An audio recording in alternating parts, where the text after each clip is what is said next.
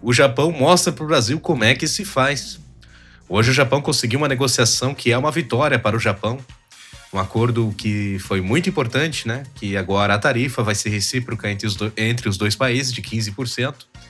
E o Trump, né, anunciou o acordo comercial com o Japão, incluindo essa tarifa de 15%. O Trump acrescentou que o Japão se abrirá ao comércio de carros e caminhões e arroz e certos produtos agrícolas, e entre outros.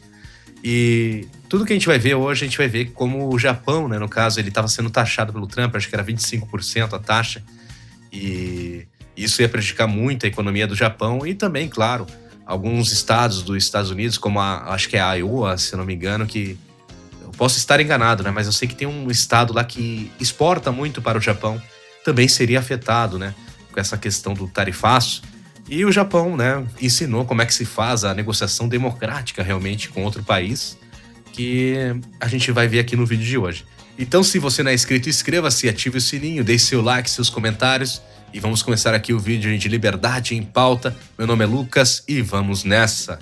Então nós temos aqui um vídeo, né, que explica um pouquinho mais aí pra gente entender essas informações sobre o Japão, essa negociação que eles fizeram hoje, e esse anúncio aí dessa redução da tarifa. Vamos ver aqui pra gente poder entender. O presidente dos Estados Unidos, Donald Trump, anunciou nesta terça-feira, 22 de julho, um acordo comercial com o Japão que, segundo ele, resultará em um investimento de 550 bilhões de dólares nos Estados Unidos e no pagamento de uma tarifa recíproca de 15%. Em uma postagem no Truth Social, Trump acrescentou que o Japão se abrirá ao comércio de carros, caminhões, arroz e certos produtos agrícolas, entre outros itens, e que este é um momento muito empolgante para os Estados Unidos, especialmente pelo fato de que continuarão a ter sempre um ótimo relacionamento com o Japão. O anúncio do presidente americano foi feito após uma reunião com o principal negociador de tarifas do Japão, Ryosei Akazawa, na Casa Branca, de acordo com o jornal Asahi. O jornal também informou que o negociador japonês se reuniu com o secretário de Comércio dos Estados Unidos, Howard Lutnick, e com o secretário do Tesouro, Scott Bessent. Então o Ryosei Akazawa aí, o negociador japonês, está de parabéns, deu aí uma bela de uma aula aí pro Alckmin, pro Lula, né? De como negociar, né, democraticamente com outros países, né? Então aqui vocês ouviram aí que o Japão conseguiu reduzir essa tarifa, que é uma vitória. Hoje o Japão tá faceiro, cara. O presidente dos Estados Unidos também, porque eles vão ter nesse acordo eles vão conseguir um investimento de 550 bilhões de dólares injetados dentro dos Estados Unidos. Então é uma ótima notícia para os dois países, né? E como a gente viu na notícia, o Japão, com essa negociação, teve ações de montadoras, né, que dispararam após esse acordo. Então a Toyota, Honda, Nissan, todas essas montadoras japonesas tiveram um registro de alta, né, nas suas bolsas, de acordo com essa negociação que teve aí com os Estados Unidos. Como eu falei, foi uma vitória aí do Japão. O Japão soube se pôr no lugar dele e soube lá fazer a negociação com a potência mundial, né, que é os Estados Unidos. Mesmo com o Trump fazendo a mesma coisa que fez com o Brasil, o Trump chegou lá e tarifou eles. E isso que o Japão não tinha feito nada, nem tinha xingado, nem tinha chamado o Trump de nazista, nem mandado recadinho de jabuticaba, nem nada. E o Trump foi lá e taxou eles. Significa que o Trump, então, influenciou, no caso, fez uma intervenção na soberania do Japão? Não, não foi isso. O Japão foi homem, foi adulto e foi lá e resolveu a parada, e agora tá vindo os frutos, né? A gente já tem aqui uma imagem que eu tirei uma print screen aqui da bolsa de hoje. O Japão aqui já teve aumento. A Toyota, só hoje, depois dessa negociação, já teve 12% de aumento aí das suas ações. A Honda teve 11%. A Nissan, que estava quebrada e estava perigando a quebrar, teve aumento de 8% após essa negociação. A próxima notícia que nós temos aqui é que Trump diz que reduzirá nas tarifas de países que abrirem o mercado aos Estados Unidos. Foi o que aconteceu com o Japão, né? Negociaram, o Japão agora resolveu abrir também com os Estados Unidos e conseguiu lá uma tarifa boa que foi recíproca. Ou seja, tanto eles quanto os Estados Unidos pagarão os 15% e vai ter investimento para os dois países, que é muito bom. Então, o Trump ele deixa claro aqui, né, isso já foi uma resposta, só reduzirei, ele escreve aqui embaixo. Na verdade não escreve, foi o que ele disse. Só reduzirei as tarifas se um país concordar em abrir o seu mercado. Caso contrário, tarifas muito altas, o mercado do Japão estão abertos pela primeira vez. Ou seja, ele disse que o Japão não era um mercado tão aberto, né, como era para ser, né? Ele conseguiu com essa negociação fazer o Japão abrir, né, o seu mercado que vai ajudar tanto os Estados Unidos quanto o próprio Japão. Os negócios dos Estados Unidos vão crescer. Ou seja, ele está a favor do país dele, né, o Trump. Por isso que ele está colocando essas tarifas. Essa é a prerrogativa dele. O Trump também disse que o Brasil, uma das coisas que ele falou na carta dele, que o Brasil ele é muito protecionista, né? E realmente o Brasil é, né? Então aqui nessa reportagem da CNN, para economistas, o presidente dos Estados Unidos tem razão, né, em apontar o protecionismo do Brasil. E mais aqui para baixo tem uma explicação. Para Trump, a economia do Brasil é muito fechada. Economistas ouvidos pela CNN afirmam que, nesse ponto, o presidente tem razão. A métrica mais utilizada para comparar o nível de protecionismo de diferentes países, hoje, a média é simples das tarifas cobradas por produtos importados, calculada pelo Banco Mundial. Então, o Brasil, no caso, ele tem uma taxa muito alta. A taxa média do Brasil é de 12,4% em importações. E a tarifa dos Estados Unidos é de 2,7%, ou seja, uma tarifa muito mais baixa. E as tarifas dos Estados Unidos são, em média, baixíssimas, e as de outros países são, frequentemente, menos baixas que as do Brasil. As do Brasil são altíssimas, né? Então, por causa disso que deu essa questão do tarifaço também. Não foi só por causa do Bolsonaro, né? Muitas pessoas pensam, foi o Bolsonaro que fez o tarifaço. Na verdade, isso aí não... Ele meio que enganchou tudo, né? Ele aproveitou, ele viu que o Lula estava falando mal do dólar, ele viu que o Lula chamou ele de nazista e outras coisas. Então ele aproveitou, ele já ia taxar o Brasil, porque o interesse do Trump é ajudar os Estados Unidos e não ajudar o Brasil.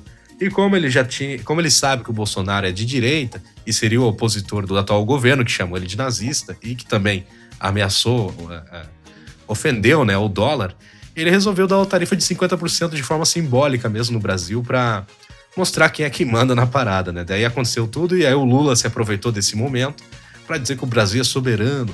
Então, se feriu a nossa soberania, o Trump também feriu a soberania do Japão. Mas o que o Japão fez? O Japão foi adulto, foi lá e negociou. E tá tudo certo para os americanos e tá tudo certo para os japoneses. Enquanto a gente brasileiro, a gente vai pagar o preço. Hein? Seguindo aqui para a próxima notícia, senadores dirão aos americanos que o tarifaço jogará o Brasil no colo da China. Mas, na verdade, o Brasil já está no colo da China, né? Isso aí é uma jogada política para eles tentar fazer aquela guerrinha entre esquerda e direita, mas já sabe que o Brasil já está sentado no colo da China e a China já está ereto, né? A gente está sentado no colo da China ereta. Então a gente não tem mais muita escapatória nessa relação quanto a esquerda estiver no poder. Então os grupos parlamentares brasileiros viajam a Washington esse fim de semana, é o que relata aqui a notícia é de agora, né? E eles vão tentar lá conversar com alguns deputados, deputados não, seriam os parlamentares lá dos Estados Unidos, para ver se eles caem, né? Pelo menos se eles atendem essa reclamação que se deixar esse tarifaço, o Brasil vai cair no colo da China. Como eu falei anteriormente, os Estados Unidos não tem interesse de se envolver. Ele tá nem aí se o Brasil vai virar comunista ou se vai quebrar por causa de estar sendo vendido para a China. O que importa para os Estados Unidos é os interesses próprios deles. Se o Brasil está prejudicando os Estados Unidos, eles vão meter porrada no Brasil e a porrada vai ser forte. É assim que funciona a geopolítica, né? Não só com o Brasil, mas com os Estados Unidos ou com China, com qualquer país é assim. Agora vamos para a próxima notícia. O Senado tem 29 pedidos de impeachment contra o Alexandre de Moraes. Né? Depois de todas essas coisas que aconteceram nessa última semana, que foi muito conturbada aqui no Brasil, o Moraes virou alvo, né, de um novo pedido de impeachment, né? Nessa semana após impor medidas cautelares contra Jair Bolsonaro. Lembrando que quem pode tentar fazer o impeachment contra o Alexandre de Moraes é apenas o Senado, né? Então, o Senado brasileiro já teve diversas chances de levar isso para frente e não levou até agora. E agora eles estão apostando que talvez aconteça, né, de ir para frente. E aqui embaixo, né, a gente já sabe todas essas questões aí entre Alexandre de Moraes e as coisas que aconteceram. Eu não preciso ficar repetindo aqui até para não se tornar um assunto maçante. Mas o impeachment, né? Contra os ministros, cabe ao Senado Federal a processar e julgar os ministros do STF por eventuais crimes de responsabilidade. O pedido de impeachment pode ser apresentado por qualquer cidadão, seja parlamentar ou não. Cabe ao presidente do Senado dar encaminhamento à denúncia e atualmente a Casa Legislativa é presidida por Davi Alcolumbre. Então, se isso passar, tiver tudo certinho, vai cair na mesa do Davi Alcolumbre. E você que é bolsonarista, você que é contra essas medidas do Alexandre de Moraes, não tá gostando disso, acha que tá errado, ou a gente tem que cobrar, é desse rapaz aqui, ó, Davi Alcolumbre. Não só dos senadores, né, mas também desse aqui, porque é ele que vai levar isso aí pra frente, né? O Davi Alcolumbre, como vocês estão vendo, ele é do União, ele que é o presidente lá do Senado. Só vocês terem ideia, em cotas de exercícios parlamentares, ele ganha, né, pra fazer isso por mês, cerca de R$205 mil por mês, cara. De passagens aéreas, né, ele gasta cerca de R$38 mil, que tá nos gastos não inclusos nas cotas, né, do exercício. Consumo de material, ele gasta 3.600. E eu não tô criticando ele, entendeu? Isso aí é uma verba que ele tem, é disponível, né, ele pode usar. Só que eu gosto de mostrar isso para as pessoas verem, né, o quanto que eles gastam, né, em dinheiro público, né. E já que ele é ele que vai ser o principal elemento aí para poder levar isso aí para frente, a gente tem que saber com quem a gente está lidando, né? Outros materiais, 3 mil, correio, só de correio ele gastou 1.800 aqui. Não sei tanto gasto de correio, não sei tanto que tanto se envia aí nos correios, até porque os correios as pessoas nem usam mais tanto, né? Cotas para impulsionamento, claro, das mídias sociais, R$11.700. E aqui são os funcionários, né? Ele tem aqui, ó, cerca de, só do gabinete ele tem 13 pessoas trabalhando para ele. De comissionados ele tem 11 pessoas trabalhando para ele. De terceirizados ele tem 2 pessoas trabalhando para ele. De escritório de apoio ele tem mais de 6 pessoas trabalhando para ele.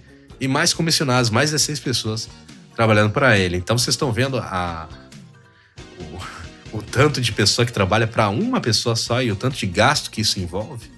Mas antes de finalizar, né, isso aqui tá público, né? Você pode visitar, é o senado.leg.br. Seria o portal de transparência, né? A gente pode ver os gastos, os salários dessas pessoas. Se a gente clicar aqui em gabinete, vamos pegar um qualquer aqui. Vamos pegar esse aqui, ó, o assessor legislativo aqui. Deixa eu só verificar aqui, visualizar. E pronto, temos aqui toda a ficha aqui, né, dessa pessoa. Ela recebe remuneração básica de R$31.279, seria o salário dessa pessoa. Ganha R$7.000 com horas extras. Aqui é o imposto de renda, que é pago, né? 9 mil e pouco, mais o INSS, né? E um monte de coisa aí, auxílios, ganha 1.000 e pouco de auxílio, né? Você que trabalha aí, né, ganhando o salário mínimo, só de auxílio mensal essa pessoa ganha R$1.784, fora o seu salário e suas vantagens.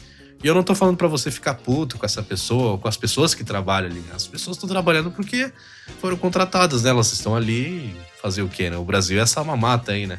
Então nosso governo, nosso estado, ele é muito inchado. E eu falo isso justamente pra dar aquele gostinho de cobrança em vocês. Porque se vocês querem levar isso pra frente, vocês têm que cobrar esses políticos. Cobre o Davi Alcolumbre, cobre os senadores, para ver se realmente esse impeachment do Alexandre de Moraes vai pra frente. Mas é isso então, pessoal. Vou ficando com o vídeo por aqui. Espero que vocês tenham gostado. Deixe seu like, deixe seu comentário. Seu feedback é importante. E nos vemos no próximo vídeo do Liberdade em Pauta. Um grande abraço para vocês e até o próximo vídeo. Valeu, até mais!